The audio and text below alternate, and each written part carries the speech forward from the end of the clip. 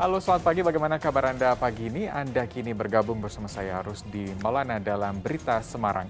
Kami akan hadirkan informasi menarik untuk Anda dan berikut 3 berita utama pagi ini. Kondisi 2 anak yang dianiaya ibu kandung di Desa Tonjong, Brebes berangsur membaik. Pelaku diketahui pernah mencoba terjun ke jurang bersama 3 anaknya. Minyak goreng curah masih langka dan mahal di berbagai daerah di Jawa Tengah. Warga serbu minyak goreng murah sesuai harga eceran tertinggi. Jelang Ramadan, geliat perajin tembaga di Kampung Tumang, Boyolali mulai bergairah dan banjir pesanan berbagai ornamen cantik.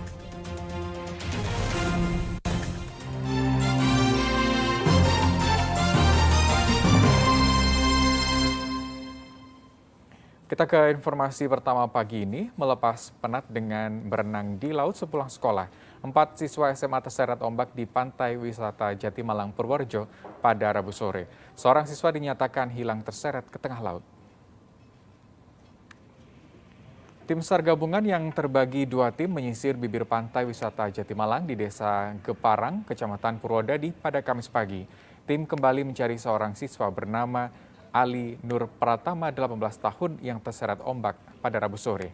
Kepala Desa Ciparang Wiranto mengatakan kecelakaan laut ini terjadi saat 4 siswa sebuah SMA menghabiskan waktu dengan berenang di laut usai pulang sekolah. Saat kejadian, ombak di kawasan selatan pantai ini sedang tinggi. Diduga salah satu siswa berenang terlalu dalam sehingga terseret ombak. Sedangkan 3 teman korban berhasil selamat. Sementara bocah Kevin Pradipta, 8 tahun yang tenggelam di Sungai Kupang, Batam akhirnya ditemukan pada Selasa petang. Korban ditemukan warga di Desa Pengadon di Kecamatan Karangdadap, Pekalongan, sekitar 2 km dari lokasi korban tenggelam. Warga menemukan korban sudah meninggal dunia dengan kondisi penuh luka pada bagian kepala yang diduga akibat benturan dan dengan bebatuan di sepanjang aliran sungai. Usai divisum, jasad bocah ini diserahkan kepada pihak keluarga untuk dimakamkan. Ya, kita beralih ke informasi 3 anak yang dianiaya ibu kandung di Brebes. Kondisi 2 anak korban kekerasan ibu kandung saat ini mulai membaik. Kedua korban telah dipindahkan ke bangsal perawatan Rumah Sakit Margono, Soekarjo, Purwokerto. Bibi pelaku menuturkan pelaku sempat mencoba bunuh diri dengan terjun ke jurang bersama 3 anaknya karena berselisih pendapat dengan suaminya soal pendidikan anak ke pesantren. Kondisi 2 bocah yang dianiaya ibu kandung di Desa Tonjong, Kabupaten Brebes mulai membaik pada Rabu siang. Petugas rumah sakit mengonfirmasi kedua korban, anak sulung berumur 10 tahun dan anak bungsu berumur 5 tahun, telah dipindahkan ke bangsal perawatan setelah menjalani operasi.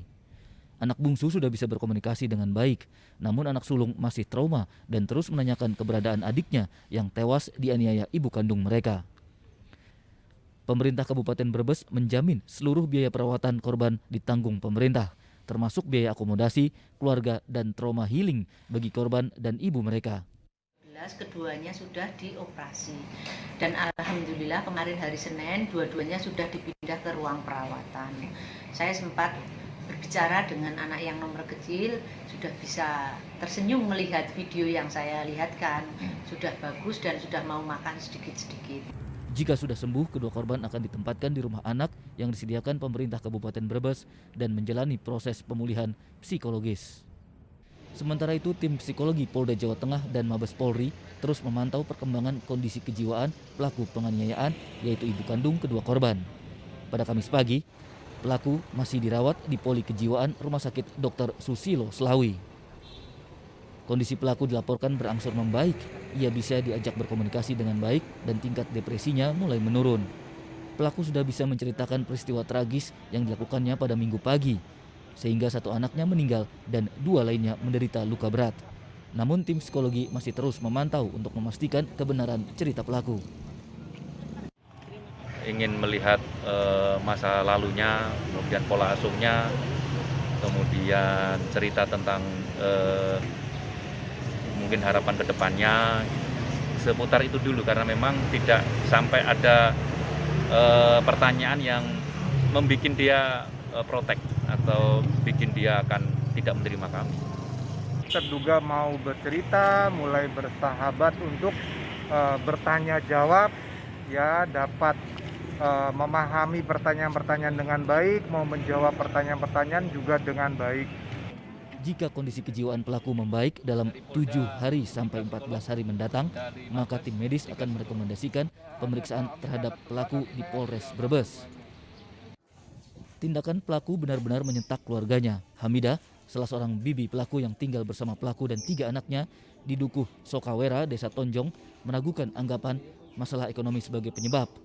Menurut Hamidah, selama ini pelaku tidak pernah mengeluh kondisi keuangan meskipun usaha rias pengantin bangkrut di Bekasi ataupun di kampung halaman. Pasalnya, setiap bulan pelaku mendapatkan kiriman uang dari suaminya yang bekerja sebagai satpam di Jakarta. Hubungan pelaku dan suaminya baik-baik saja. Namun Hamidah bercerita pernah ada selisih pendapat antara pelaku dan suaminya terkait pendidikan anak-anak mereka. Sang suami menentang keinginan pelaku untuk memasukkan anak-anak ke pesantren. Perbedaan pendapat itu sempat memicu keinginan pelaku untuk bunuh diri bersama 3 anaknya dengan terjun ke jurang saat berwisata ke agrowisata Kaligua, Brebes. Terus yang tahu-tahu suaminya WA saya, "Lik, tolong dibilangin si Kanti, katanya anak-anak jangan ditaruh di pesantren," gitu. Terus kan udah berapa WA. Nanti kan saya udah bilang nanti kalau udah di sini dipersiapkan semuanya kan udah saya bawa lagi, dibawa ke Jakarta lagi. Sebelumnya pada Minggu pagi, pelaku kepergok warga Desa Sukawera menganiaya 3 buah hatinya. Salah seorang anaknya berumur 7 tahun tewas dengan kondisi leher nyaris putus. Sedangkan 2 anaknya menderita luka serius di bagian leher akibat sayatan senjata tajam. Penganiayaan terbongkar setelah tetangga mendengar teriakan para korban sehingga mendobrak pintu rumah pelaku. Polisi menyita sebuah pisau cutter yang diduga digunakan pelaku menganiaya ketiga anaknya. Kuncoro Wijayanto melaporkan dari Kabupaten Brebes. Kita beralih ke informasi lain. Berdalih istri tidak memenuhi kebutuhan biologisnya, seorang ayah di Solo tega mencabuli putri kandungnya berkali-kali. Setiap beraksi, pelaku mengancam tidak meminjamkan ponsel kepada korban untuk belajar secara daring.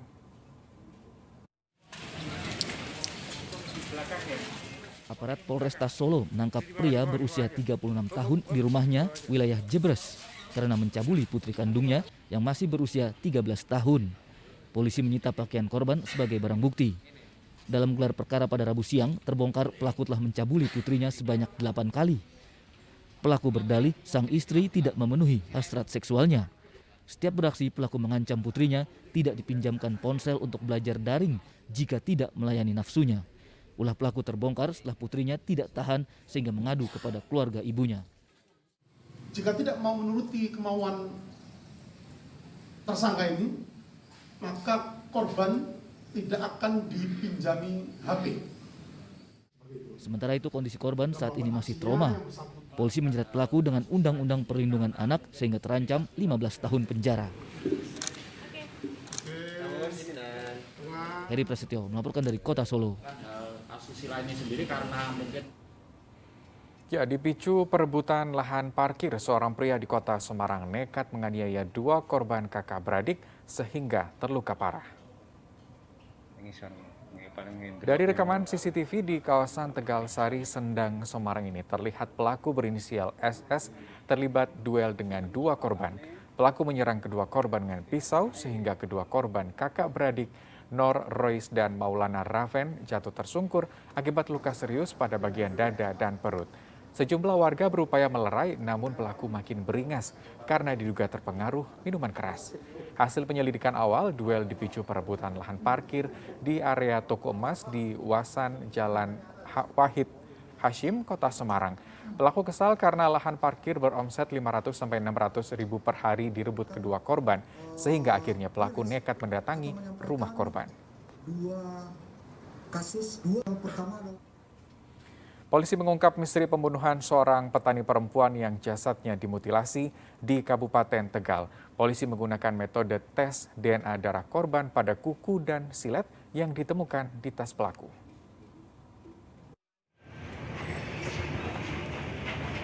Tiga pekan berselang, polisi akhirnya mengungkap teka-teki pembunuhan petani perempuan bernama Kasni. Jasad korban ditemukan dengan kondisi dimutilasi di Desa Jatimulya, Kecamatan Suradadi, Kabupaten Tegal pada 2 Maret 2022. Polisi menangkap Hadirun, asal Banjarnegara, yang ditetapkan sebagai tersangka. Pengungkapan pelaku dilakukan polisi dengan metode cek DNA darah korban yang ditemukan pada kuku dan silet yang ditemukan di tas pelaku. Dari hasil tes DNA terkuak darah itu milik korban Kasni. Yang mana uji DNA ini tidak dapat ditawar lagi bahwa ini sangat identik, bahwa hasil dari DNA tersebut menyatakan kecocokan golongan yang sama antara korban dengan yang ada di kuku. Namun polisi masih sulit mengungkap motif karena tersangka tidak menjawab pertanyaan penyidik. Sebelumnya tersangka mendapatkan perawatan kejiwaan di Rumah Sakit Dr. Susilo Slawi, Tegal. Pemeriksaan kejiwaan akan kembali dilakukan. Sejauh ini polisi menjerat tersangka dengan pasal 338 KUHP tentang penganiayaan yang menyebabkan orang lain meninggal. Jika dalam perkembangan penyidikan ada unsur perencanaan, maka tersangka dijerat pasal pembunuhan berencana. Kemudian setelah TKP pun dia masih sempat berada di seputar TKP hingga dia berjalan ke Kuncoro Wijayanto melaporkan dari Kabupaten Tegal.